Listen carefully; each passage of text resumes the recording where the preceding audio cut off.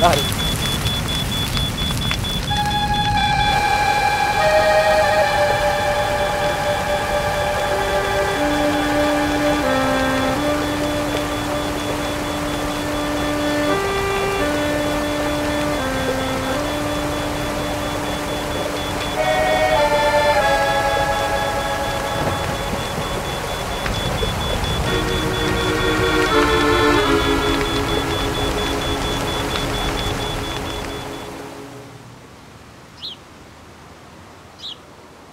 Oli tavattoman lämmin kesäinen ilma, vaikka olikin jo elokuun 3. viikko. Koulut olivat juuri alkaneet. Antero Kurjenmaa oli aloittanut viimeisen lukiovuotensa. Lukuhalut tuntuivat kuitenkin olevan tipotiessään. Koulua oli käytävä pakosta. Anteron isä, maisteri Kurjenmaa, ei kärsinyt kuulla puhuttavankaan muusta mahdollisuudesta kuin ylioppilastutkinnosta. Tämä taas tietäisi hikoilua jossakin korkeakoulussa vuosiksi eteenpäin. Antero tiesi kyllä olevansa yhtä tyhjä lukuhaluista kuin maahan heittämänsä tyhjä koulureppu.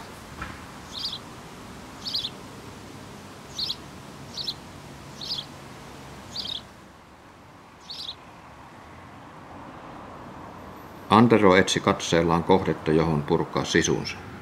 Pian ohi porhalsi juuri sopiva kohde. Saarnaaja Risto Kaneron poika Jussi. Anteroa ärsyttivät uskovien touhut.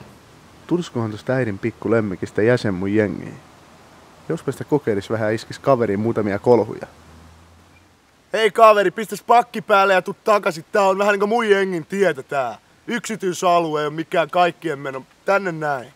Kyllä mä kuulin, mutta en aio totella. Saalevin katto näkyy tuolla. Siellä mä asun. Mä oon aina tästä kulkenut ja mä tuun aina tästä myös kulkemaan. Kai sä tiedä kenen kanssa puhut nytte. Kyllä mä tiedän. Me ollaan rinnakkaisluokilla. Sun isä opettaa mullekin matikkaa. Rukoile Jumalaas, jos sait tästä selvitä. Kyllähän tästä muutenkin selvitään. No niin, nyt sitä... Mamman poika meni puuntaan.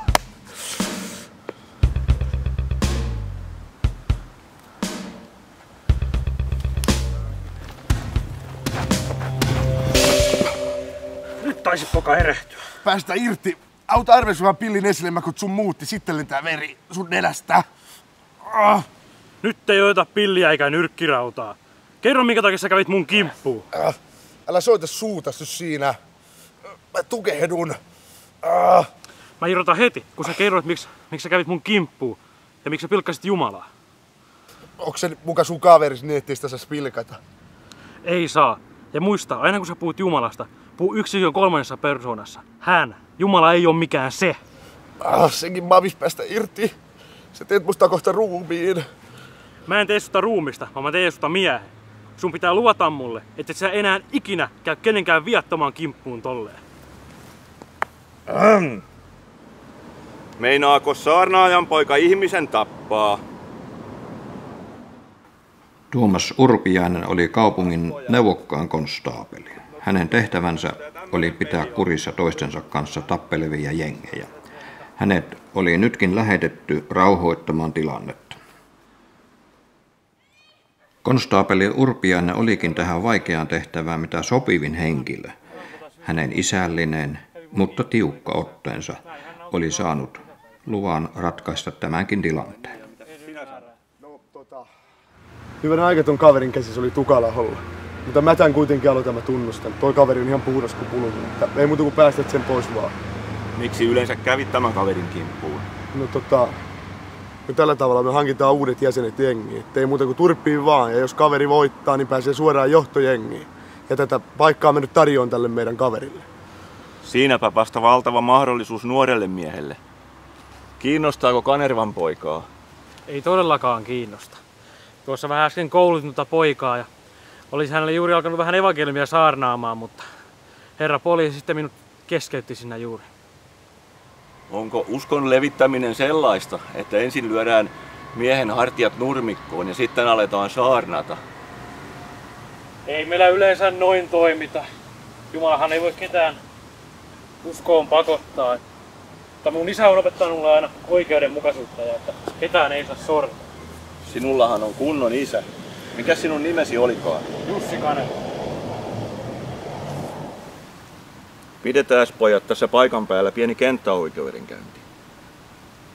Vaaditko sinä Jussi Kanerva vahingonkorvausta tältä Antero Kurjenmaalta äskeisestä pahoinpitelyyrityksestä? En vaadi.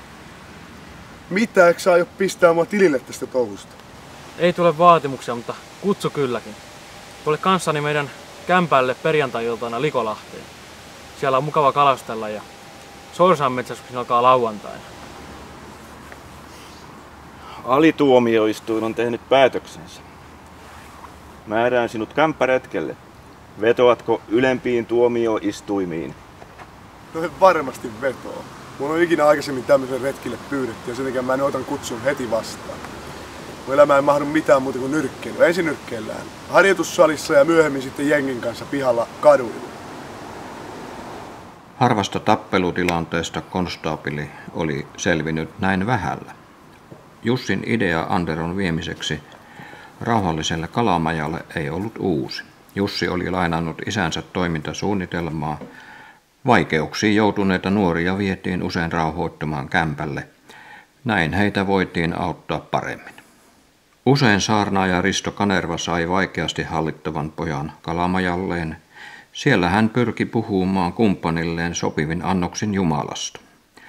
Kalastaminen ja nuotiohetket tekivät usein erinomaisen vaikutuksen. Yksi ilta ja yö ei ehkä tehnyt vielä suuria, mutta poikien joukossa oli aina sellaisia, jotka tahtoivat tulla uudelleen. Muutaman askeleet ohjautuivat tätä tietä hengellisiin kokouksiin. Pahapäisiä nuorukaisia oli voitettu kokonaan Jumalalle kämppämenetelmällä. Anteron isä Joonas eli Jokke Kurjenmaa oli sieluaan myöten täynnä urheilua.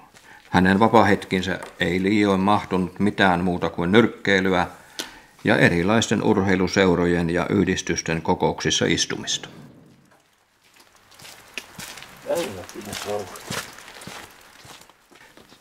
Kilpailuihin hän ei enää osallistunut, mutta valmensi nuoria. Hänen ensisijainen tavoitteensa oli Anderon kouliminen nyrkkeilymestariksi valtakunnallisella tasolla. Anderon äiti Liisa Susimaa oli puolestaan seurapiirinainen, joka ei kovinkaan vakavasti suhtautunut ihmisten tuskaan ja ongelmiin. Tämä maisteripariskunta eli avoliitossa, mikä harmitti Anteroa aika ajoin.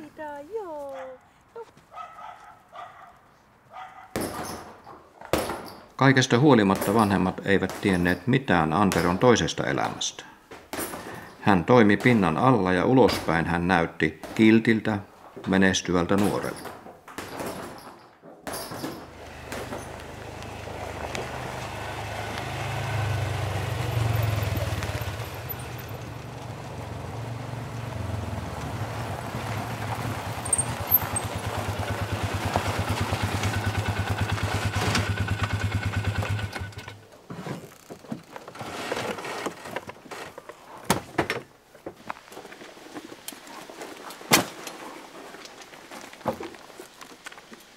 Tässä vaikka toi toinen onkin, mä otan tänne.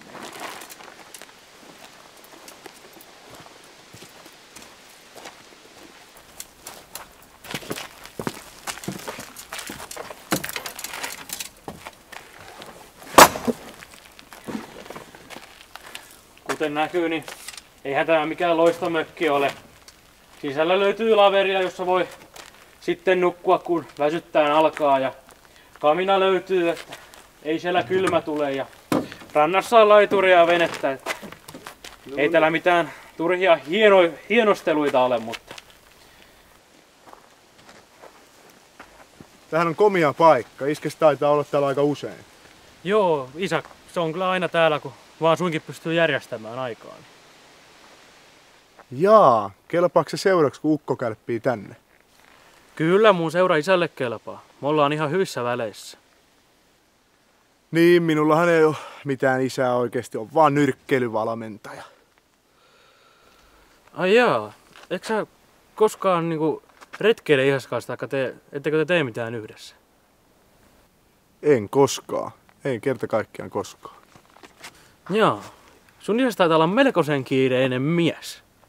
No tottahan se on, hän on nyrkkeilyseuran valmentaja, opettajan yhdistyksen sihteeri, jalkapalloliiton sihteeri, sitten oli kaupungin valtuuston sihteeri ja mitä kaikkea lieneekin, varmaan muista edes mainita kaikkea. Meidän perhe kilpailee siitä, että kuka myöhäisemmin ehtii kotiin, että ei oikein ole yhteistä aikaa. Et taida olla onnellinen. Eikö saata puuhaa nyt saman tien jotain? Ihan mitä vaan. Selvä, jos vaikka pistetään vaikka kahvit kiehumaan ja paistellaan makkaraa, niin jos sä vaikka laitat nuotioa päälle, niin mä menen työntää venettä järveen, niin voidaan sitten laittaa verkot kalastaa. No niin, mä menen laittaa tulta, niin Selvä. saadaan makkarat paikkaan.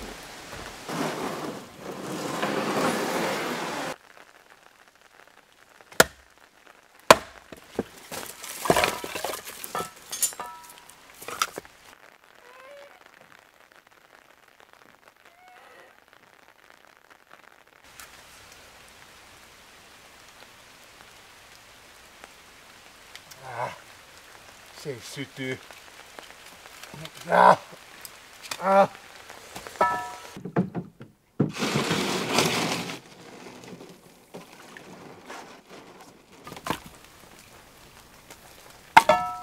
Ei nyt syty oikein tällä kertaa. Voi, käyttäisit kato hyvä mies noita sytykkeitä. No jos sä tekisit tän nuotion, niin ehkä päästäis nopeammin makkaralle. No, sovitaan näin. Mä autan sua.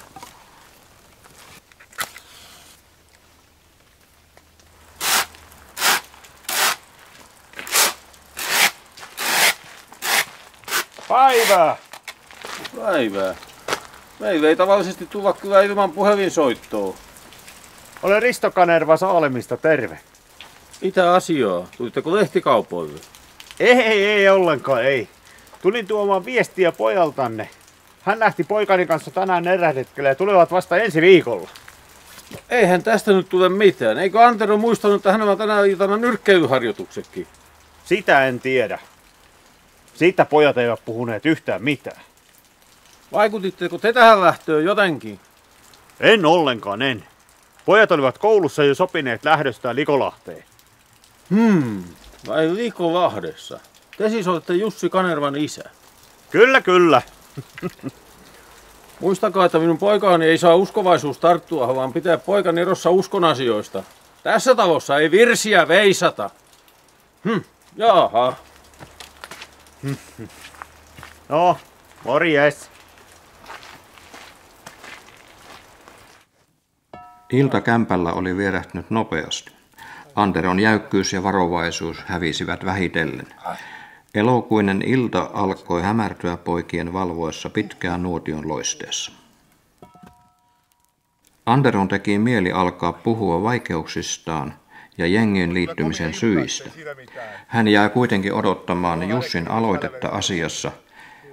Tämä ei kuitenkaan puhunut koko iltana sanaakaan Jumalasta. Tästä toi kello rupeaa olemaan. Se on 9:15. 9:10. Eiköhän meidän pikkuhiljaa pitäisi lähteä nukkumaan, että jaksetaan huomenna sitten kalalle. Niinhän me ei varmaan, kyllä meidän tarvitsisi varmaan mennä nukkumaan. Joo, eiköhän lähdetä, että pistetään nuotio sammuttaa. Ja Joo, pistetään.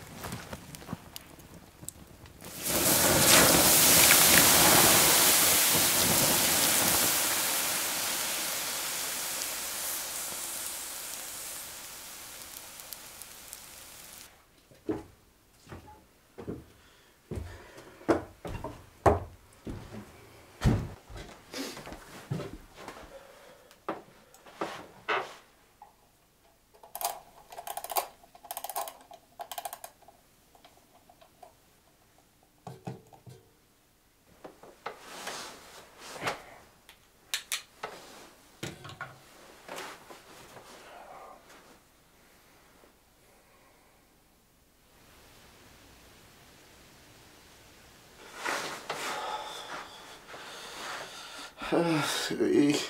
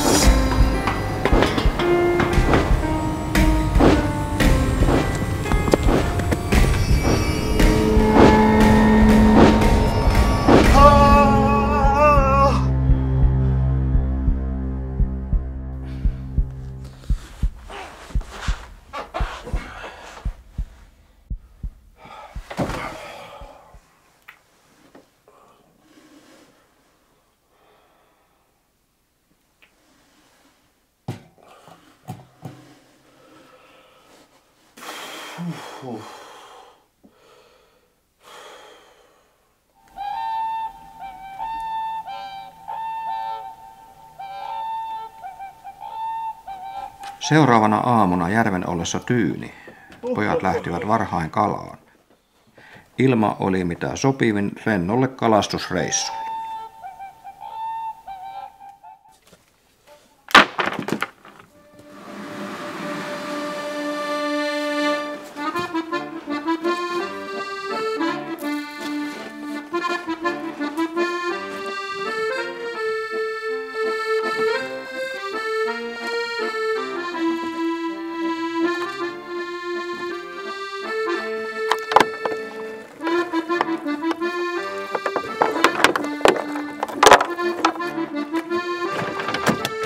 Oho.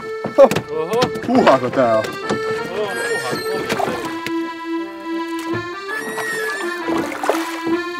Joo, kai se ruokella on itselle mieluisa. Mun mielestä on umpikella, kun mä en saa paikkaa niitä. Mennään hei tohon. Joo, tässä on hyvä hyönollinen paikka. Mennään varovasti. No mulla on jotain kiviä. Täällä on kaikkea sinttiä tuolla. Mä tiedän niin särkiä ja tää kykalaa pääasiassa, mutta katsotaan nyt.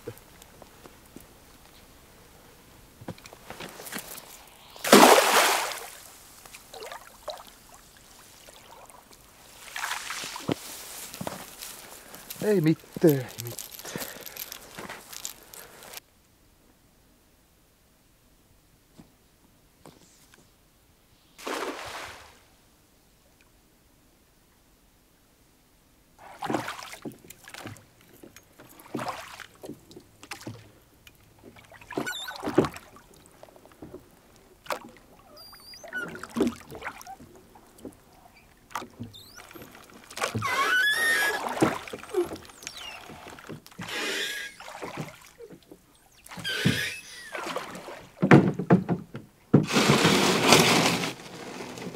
Kuulas ilma ja kalasaalis innostivat Anderoa valtavasti. Nuotiolla ei poikien kesken enää vallinnut hiljaisuus. On ennen maistanut kyllä. Onko kyllä napsahtava nakki? Yhtäkkiä keskustelun aihe vakavoitui. Tiesitkö Jussi, että meidän jengin jäsenet on todella salakavalia ja julmia? Meitä ei oikeasti siis kerta kaikkiaan niin ei kavahduta lyödä vaikka takaa päin meidän uhria. Joo, kyllä mä oon kuullut tosta. Kuule Jussi, mun täytyy tunnustaa jotain sulle. Mä en ihan täysin viattomin mielin lähtenyt tälle reissulle mukaan. Jos sä olisit eilen illalla ruvennut Riia hurskaaksi, niin mä olisin kostanut vanhan häviöni sulle takaisin. Mutta onneksi kuitenkaan et ruvennut. Nyt sä voit puhua eikä tarvitse pelätä oikeesti. Mikä on saanut sut vakuuttuneeksi Jumalasta? Isän elämä on puhunut puolestaan. Isä on niinku rukouksen mies ja hänen elämä on niinku täynnä Jumalaa ja Jumalan ihmeitä. Isähän palkka ei ole mikään, se ei ole kaukana minimipalkasta, että se on mutta silti meillä on aina kaikkea, me tullaan aina toimeen ja kaikki on aina hyvin. Mä haluaisin oppia tuntee Jumalan samalla tavalla kuin isä hänet tuntee. Onko hän, jota kutsut Jumalaksi, pettänyt sua tai isäs koskaan? Ei koskaan. Antero tunsi kiusausta kuitata kaiken sanomalla, ettei tällaiseen höpinään kerta kaikkiaan voinut uskoa. Sydämessään Antero kuitenkin tunsi Jussin ja hänen isänsä elämässä olevan jotain, mitä hän oli kauan etsinyt maailmasta turhaan.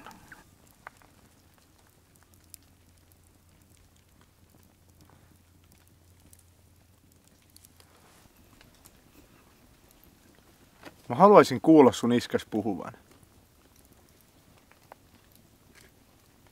Anteron käynti Kanervien kämpälle ei jäänyt tuona kesänä ainoaksi. Hänet nähtiin silloin tällöin myös hengellisissä kokouksissa. Kun Antero oli lopettanut nyrkkeilyn, isän ja pojan välit sähköistyivät. Iltaisin jengiläiset etsivät entistä johtajaansa laittaakseen hänet tilille. Välillä Antero oli jo valmis tulemaan uskoon, mutta katkeruus isää kohtaan hautasi kaikki muut tunteet ja päätökset alleen. Jos maisteri Kurjenmaa olisi tiennyt, että hänen poikansa käy hengellisissä kokouksissa, ratkaiseva yhteydenotto olisi jo tapahtunut. Eräänä iltana Anteron äiti järjesti kotonaan pirskeet tavatakseen vanhoja tuttuja. Iloinen nauru kajahteli salissa, kun Antero kuunteli seinän takana terassilla äitinsä nuoruuden muistoja. Totta kai meillä ei pinnistellä ikinä. Ei muuta kuin nauttimaan.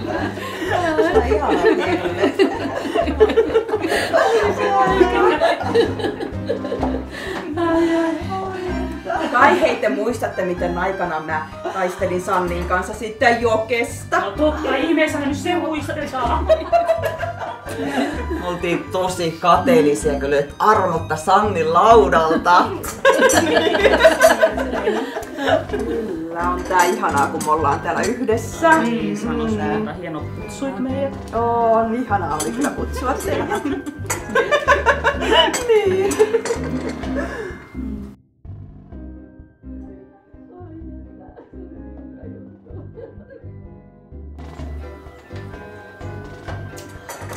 Hyvät naiset, saisikos olla viiniä? No hyvä. Mä jo ehdin ajatella, eikö tässä talossa tarvita mitään muuta kuin kahvia ja piimää. Ja näin. Ja noin, ole hyvä. Kiitos. Ja tänne kanssa. Kiitoksia. Noin, ole hyvä. Ja noin, ole hyvä. Noin. Kiitos. Ja Ullalle kanssa. Anteeksi, mä voisin ottaa ihan vettä.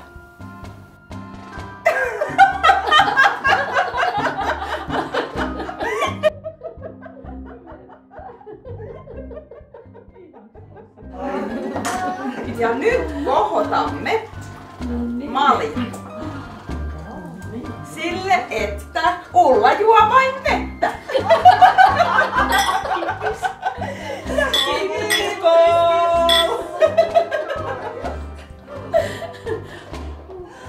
Se menee niin sillä, että siinä on kato, joo. Joo, tosiaan. Siis mehän asutaan Joken kanssa niin siis avoliitossa. Et se on vähän niin kuin sillä, että me eletään kummakin vähän niin kuin sillä omaa elämää. Ja...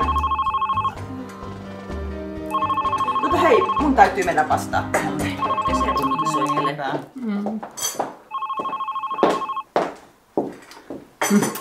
Tätä aika laimeeta on tää viini. Mitähän se on? Katsotaan vähän.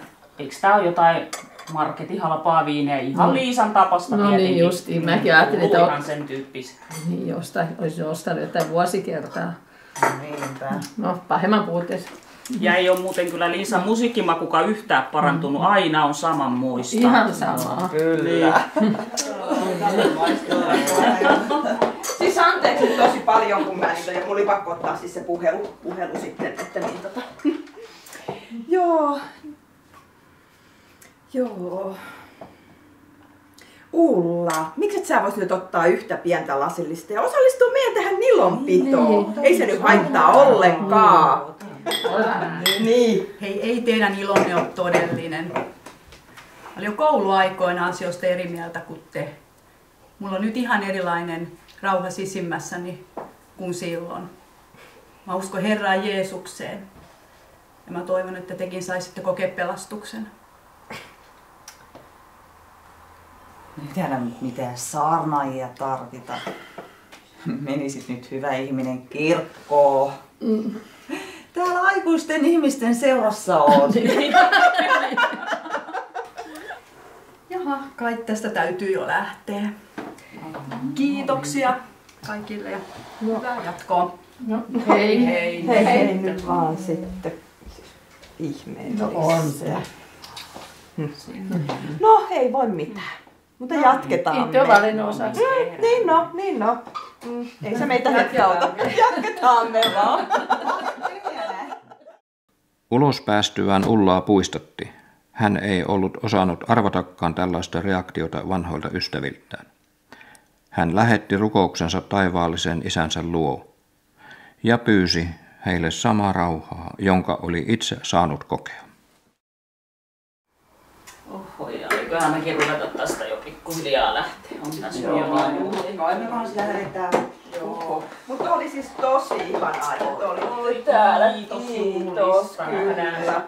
Joo, siis nähdään. Ja sitten tosiaan pidetään nyt mielessä, hei siis niinku se Helsingin reissu, niin kuin me puhuttiin. Joo.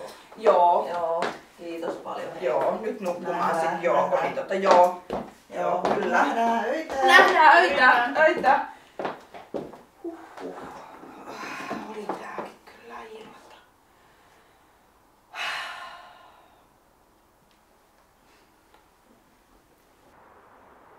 Antero kuuli vieraiden yksi toisensa jälkeen lähtevän. Hän mietti kotiaan ja omaa elämäänsä. Oli lähdettävä pois. Pois jonnekin muualle, missä koti ja jengi eivät kummittelisi hänen elämässään. Antero muisti Helsingissä asuvan setänsä ja alkoi kirjoittaa tälle kirjettä.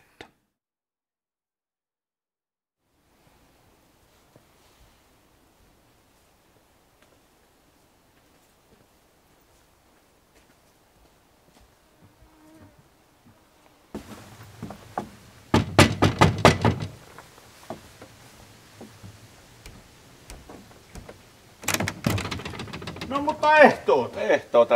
Mikäs sen konstaapeli tänne lennätti? Tässä on viime aikoina ollut tuhopolttaja tällä mökkiseudulla. Ai jaa, no onneksi ei ole poltettu. Olemme saaneet vihjeen, että tämä mökki olisi seuraavaksi tuhopolttajien listalla. Olisiko mitenkään mahdollista, että voisin jäädä tänne ensi yöksi passiin? No kyllähän se passaa. Käyhän sisälle, niin keitetään koffia. No niin.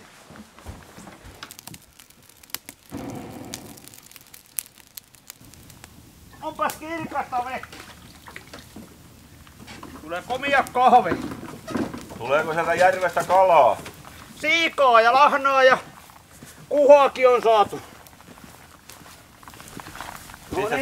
Pistetäänkö vielä verkot yöksi järveen? Karttiska voitais laittaa. Joo. Tästä saa konstaapeli hyvän makkaratikun, niin saadaan makkaratkin piepaistettua. Jos syödään ensin nämä makkarat ja lähdetään sitten kalaa. Joo. Hei, kuulitko?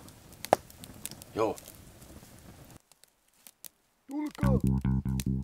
Hei, täytyy.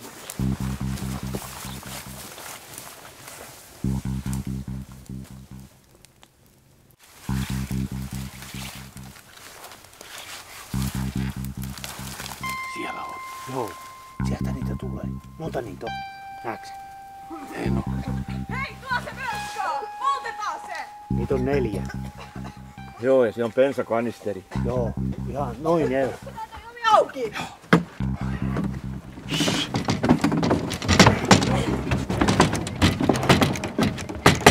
Mistä mitään tuu? Pistäkää tulee koko mökkiin. Ei saa mitään pöllittävää. Lähdetään ottaa kiinni.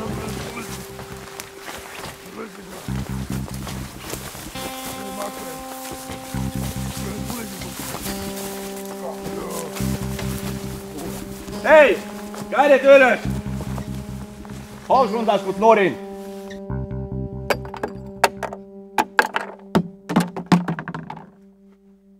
Millä asialla täällä liikutaan?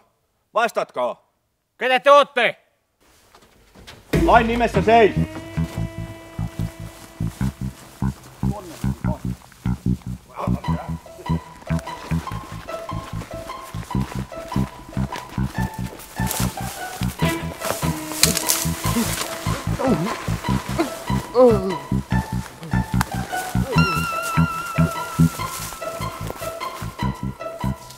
Saiko sä ne kiinni?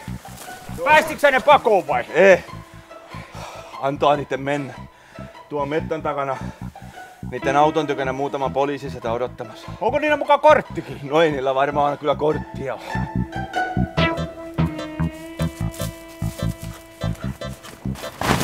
Mikä ihmettä, mikä se oli? Mennään keittämään ne kahveet loppuun, jos ei se makkaraskin jäi syömään. Joo. Ei makkarassa koronana laina.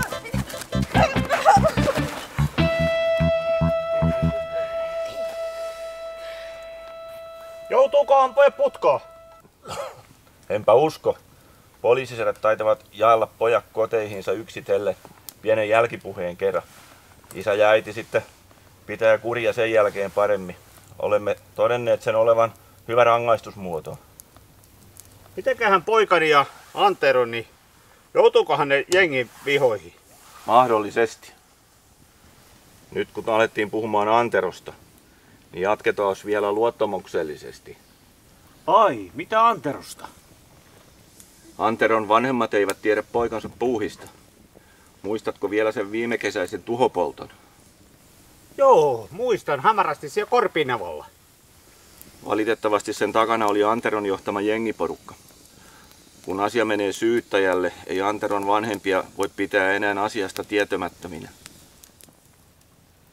Todellako Antero oli siinä mukana? Toivon, että Antero ehtisi tekemään ratkaisunsa Jumalan puoleen ennen käräjiä. Jos haaste ehtii ensin, niin Antero ei ole kyllä enää valmis ratkaisuun. Auttaisiko asiaa, jos haasteen antamista lykättäisiin parilla viikolla? Varmasti. Viikkokin riittäisi. Kyllä mä uskon, että kun Antero tulee uskoon, niin hän astuu itse esiin sen asian kanssa ja tunnustaa sen tuhopolton. Eiköhän oteta kahvia. Otahan tää kahvi rupee pakkoon. Älä polta sormista, mutta oikeastaan.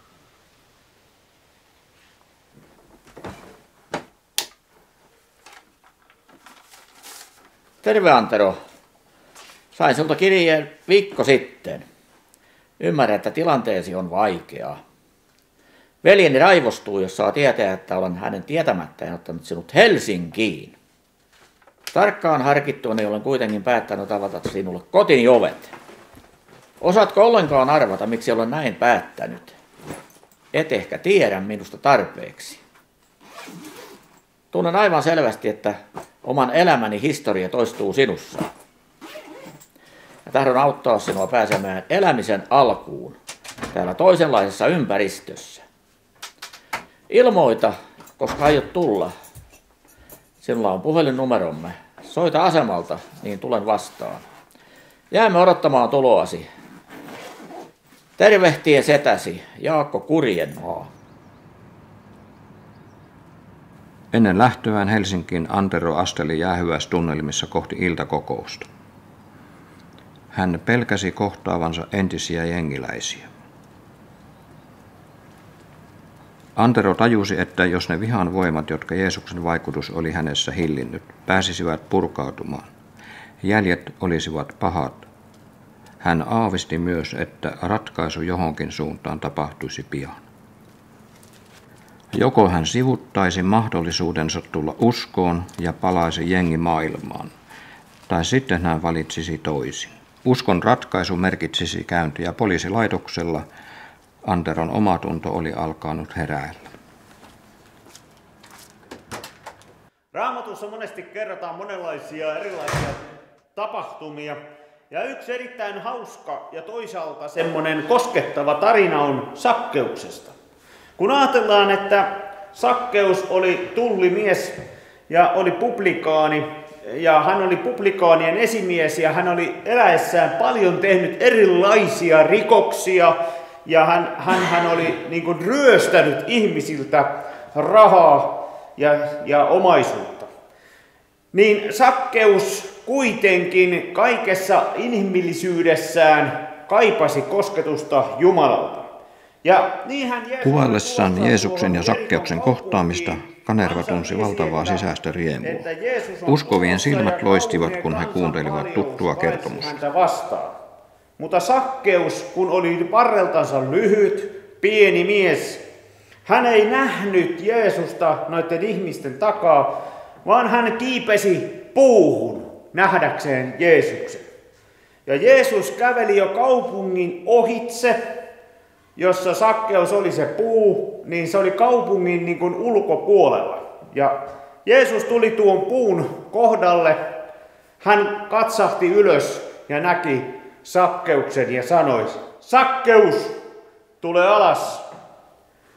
Sakkeus tuli alas, ehkä hiukan häpeilen, nöyränä ja kohtasi Jeesuksen. Vaikka hänen elämässään oli paljon rikkomuksia, vaikka hänen elämässään oli paljon niin sanotusti syntiä, niin hän halusi kohdata elämän mestarin Jeesuksen. Ja tuo kohtaus oli niin koskettava, että se kosketti Sakkeusta, ja Sakkeus halusi antaa elämänsä Jeesukselle. Ja me muistamme hyvin Raamatusta, mitä tuossa tapahtui.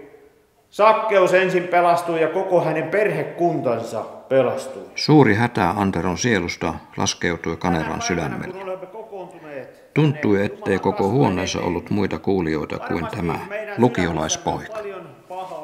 Jeesuksen esittämät kutsusanat oli Risto Kanervan toistettavaa tänä iltana niin sydämestä lähteneinä kuin ikinä osasi.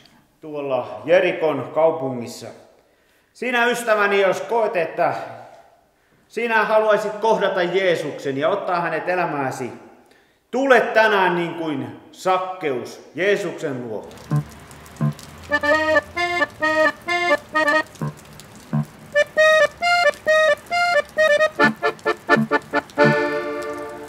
Tässä hetkessä voit jättää kaiken Jeesukselle ja jos täällä on joku, joka haluaa, että sinun puolestasi rukoillaan, nosta kätesi merkiksi. Joo, siellä on. Siellä on. Jeesus näkee sinutkin, veljeni. Ja rukoillaan ja painetaan päämme rukoukseen. Noustaan vaikka ylös. Halleluja. Kiitos Isä siitä, että saamme tässä hetkessä muistaa toinen toistamme ja kantaa kaikki sairautemme ja syntimme. Kesken rukouksen maisteri Kurjenmaa tuli sisälle ja ryhtyi katseellaan etsimään poikaansa. Risto Kanervasta tuntuu kuin jäinen viima olisi puhaltanut saliin. Hän tajusi, että Jumalan antama mahdollisuus johdattaa Antero pelastuksen tielle oli luisumassa käsistä. Yhtäkkiä Risto koki Jumalan voiman vaikuttavan itsessään. Hän nosti kädensä kohti kuulijoita ja samassa kairahtivat salissa voimakkaat sanat. Sakkeus, tule nopeasti! Antero ei tarvinnut selitystä siihen, mitä nämä sanat tarkoittivat, enempää kuin siihenkään, kenelle ne sanottiin. Poika ymmärsi, että valon ja pimeyden vallat taistelivat hänestä. Pimeä oli saamaisillaan voiton. Kanerva kiirehti puhujan korokkeelta ja polvistui Anteron viereen. Hän unohti maisteri Kurjenmaan, joka oli pysähtynyt 2 metrin päähän pojasta. Kerta kaikki on poikani vielä. Mies heilutti hetken käsiään ja painui mutisten ulos. Antero, haluatko luopua kaikesta siitä, minkä tiedät olevan syntiä? Voivatko kaikki synnit ja väärät teot oikeasti jäädä tähän? Kyllä. Kaikki jäävät Jeesuksen avulla. Uskotko häneen? Kyllä minä uskon. Tahdotko luovuttaa kokonaan elämäsi hänelle? Mulla ei ole mitään muuta kuin mun syntini. Jos hän mua armahtaa, niin minä olen hänen. Risto ja Antero jäivät rukoilemaan polvistuneina. Antero itki hillittömästi. Hän itki nuoruutensa pettymyksen ja katkeruuden ulos. Hän tunsi ensimmäistä kertaa elämässään sellaisen onnen, jota ei häneltä voisi mikään voima viedä pois. Antero kykeni pitkästä aikaa uskomaan, että maailmassa oli muutakin kuin pahaa.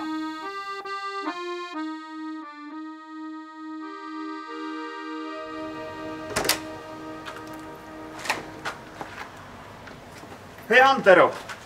Hieno ratkaisu, hienoa! Kiitos, mutta hei Risto, mulla on kerrottavaa. No? Mä lähden Helsinkiin Sedelloon jo tänä iltana yöjunassa. Välit kotiväkeen on ihan piipus, ei pysty kerta kaikkeen, pakko lähteä. Hei, et sä voi lähteä. Sinun on mentävä kotiin. Ne luulevat sinun uskoon tuloasi lähdön syyksi. Mene sopimaan riitasi. Tai sä oot oikees, mutta mihinkä ihmeeseen mä menen, jos kotona alkaa riita? Junakin silloin ehtinyt jo lähteä.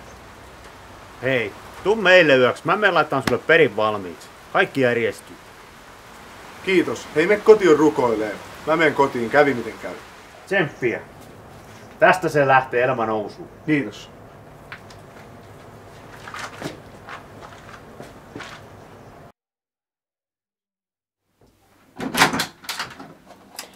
No tulithan sä, missä sä oot ollut? Mä oon ollut seurakunnassa. Kuulet, mulla on uutisia. Mä oon tullut uskoon. Siis, Jokke, hei, siis tuu kuuntelee, siis toi on tullut siis uskoon. Kyllä. Siis sulla ei mitään asiaa tänne, sä voit lähteä menee. Lähde menee. Kuuliks sä, Jokke? Kuuliks sä? Anteroa odottivat kotona juopuneet vanhemmat. Jo hetken välien selvittelyn jälkeen vanhemmat häätivät lapsensa kotoa.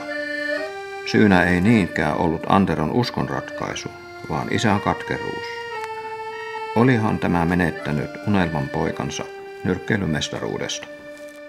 Koettelemukset kuitenkin kasvattivat Anderossa luottamusta Jeesukseen. Ei ollut yhtäkään vastoinkäymistä, joka ei lopulta olisi kääntynyt Anderon parhaaksi. Jumalan vaikutus sai pojan jopa itse tunnustamaan alkukesän tuhopolton sekä poliisille että omistajille. Antero sai asiasta korvausvaateen, tosin lievennettynä. Olihan hän ollut oma-aloitteinen asian selvittelyssä.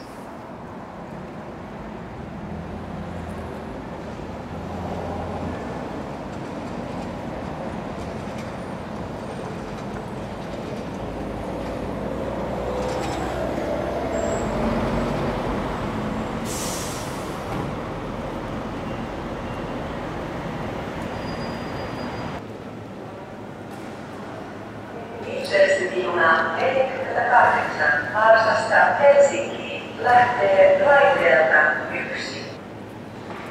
Intercity tåg 38 från Vasa till Helsingfors. Avgår från spår 6. Intercity train 48 från Vasa till Helsinki.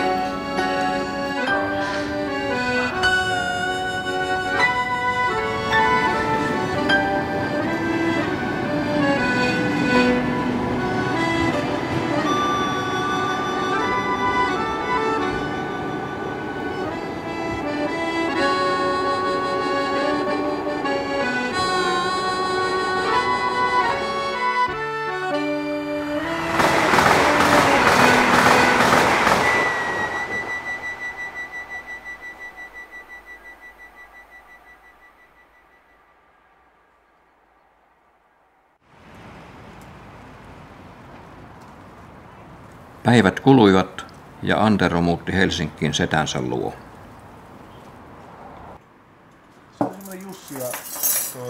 Heti päivällispöydässä selvisi, että sedän perhe oli tehnyt uskonratkaisun muutamia kuukausia aiemmin.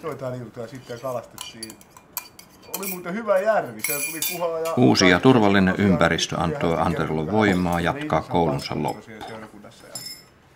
Hän sitten kertoo, että ylipäätään, että kuinka hyvä Jeesus on ja tosiaan sitten. Anteron synnyin kaupunki joutui erikoiseen ravisteluun hänen lähdettyään. Pojan elämänmuutos ja tunnustukset pysyivät kirkkaina niin poliisilaitoksen kuin jengiläistenkin mielissä. Kaikki tiesivät, että muutos ei ollut tapahtunut ihmisen voimasta. Yksi toisensa jälkeen jengiläiset ja virkavalta astelivat kokouksiin, samoin kuin Antero oli tehnyt kuukausia aiemmin. Koko kaupunki oli herätyksen kourissa. Jokke ja Liisa Kurjenmaa eivät saaneet rauhaa poikansa poislähdön jälkeen. Yhteistuumin vanhemmat päättivät vaivihkaa käydä hengellisissä kokouksissa etsimässä vastauksia elämän tyhjyyteen. Jo 2 viikkoa Anteron lähdön jälkeen Liisa soitti pojalleen, että tämä olisi tervetullut takaisin kotiin. Moi. Jaa, oikeesti. Joo, ja mä voisin tulla. Ok.